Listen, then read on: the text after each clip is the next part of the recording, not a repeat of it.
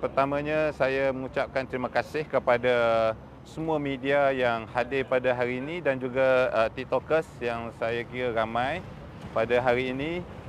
Pada pagi ini adalah majlis penyerahan memorandum selamatkan syariah yang terkait dengan isu Nik Alin yang menyaman enakmen jenayah syariah negeri Kelantan. Dan isu ini merupakan isu yang sangat penting dan kritikal kepada undang-undang syariah di negeri-negeri lain juga yang akan terlibat nanti. Jadi pada pagi ini gabungan NGO yang kita namakan Gerakan Selamatkan Syariah yang terdiri daripada Gerakan Pembela Ummah yang mewakili lebih gabungan 260 NGO. Kemudian daripada saudara Lokman Sharif, pengurusi Pertubuhan Pembela Islam yang mewakili gabungan lebih 60 NGO Islam. Kemudian saudara Syed Hassan Syed Ali mewakili gabungan Perkasa seluruh negara. Kemudian saudara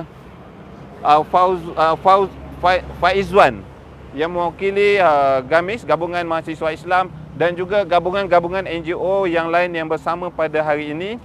Kita nak menyerahkan memorandum ini kepada ahli parlimen, bukan sahaja ahli parlimen yang terdiri daripada Perikatan Nasional yang diketuai oleh Datuk Seri Tuan Guru Tuan Ibrahim Tuan Man bersama ahli parlimen yang hadir ramai pada pagi ini, tapi kita juga telah menghubungi siasat politik kepada Timbalan Perdana Menteri dan juga beberapa pegawai-pegawai menteri-menteri dan juga Setpol PM juga untuk hadir bersama-sama kerana kita meletakkan isu ini adalah isu umat Islam dan juga isu Islam sebagai agama persekutuan di dalam negara kita.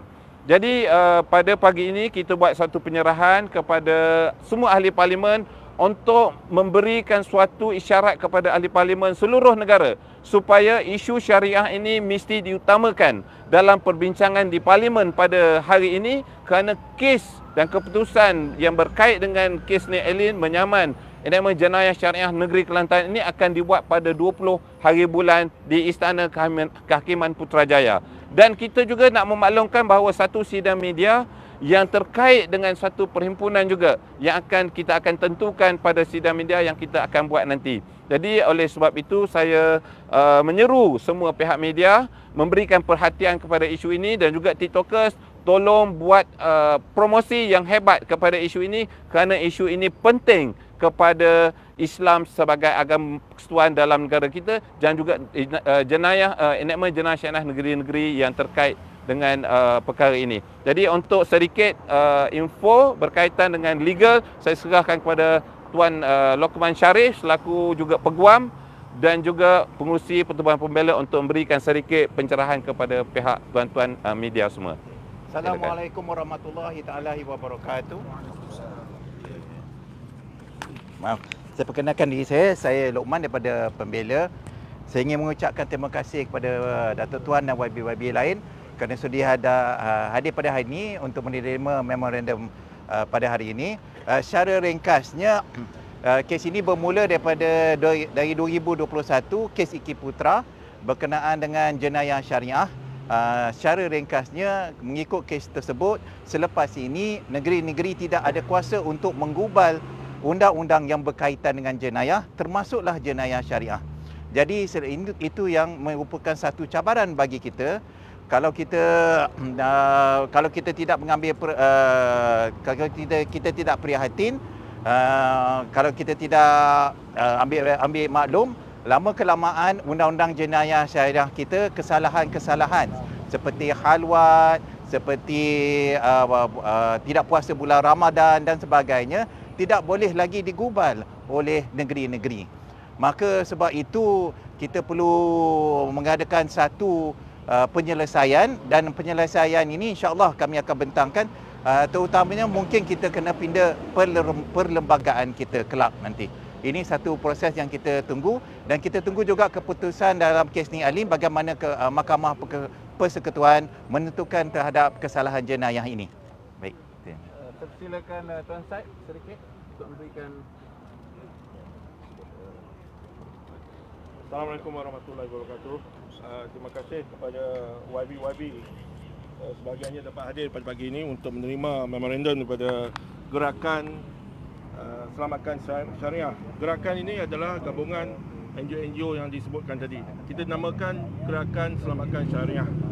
Jadi ini kita buat ketegasan untuk menuju keputusan yang akan dibuat oleh Mahkamah Persekutuan pada 20 hari bulan ini di Putrajaya.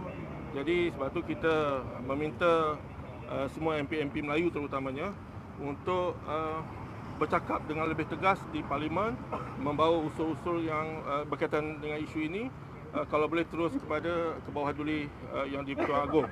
Isu ini membabit juga keistimewaan Raja-Raja Melayu, termasuk Agong dan juga Raja-Raja Negeri. Mereka punya kuasa mungkin ditarik sedikit demi sedikit kerana isu agama adalah diketuai oleh semua Raja-Raja Melayu. Itu yang pentingnya. Jadi saya berharap jugalah pagi ini tidak ada ahli-ahli parlimen daripada kerajaan. InsyaAllah kalau mereka berlapangan, kita pun nak berjumpa untuk menyampaikan memorandum. Sekian, terima kasih. Saya jemput pengurusi Gabungan Mahasiswa Islam, Saudara Faizan. Bismillahirrahmanirrahim. Assalamualaikum warahmatullahi wabarakatuh. Mewakili Gabungan Mahasiswa Islam Malaysia, saya insya-Allah sama-sama dengan mahasiswa Islam juga akan mengambil cakna berkaitan dengan isu jenayah syariah ini, dan insya-Allah kita akan kerahkan seramai mungkin mahasiswa untuk kita mendesak dan juga kita mempertahankan undang-undang syariah, dan kita mengharapkan agar seluruh MP-MP di peringkat kerajaan ataupun peringkat perbankan dapat meminda perlembagaan ini sebelum undang-undang ini dicabar di Mahkamah Syariah. Saya jemput Datuk Seri Tuan Ibrahim untuk memberikan ulasan dan okey.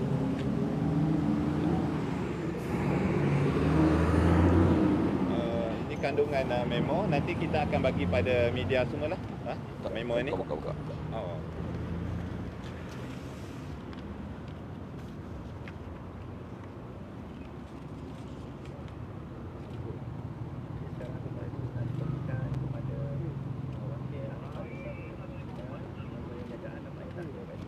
Takbir!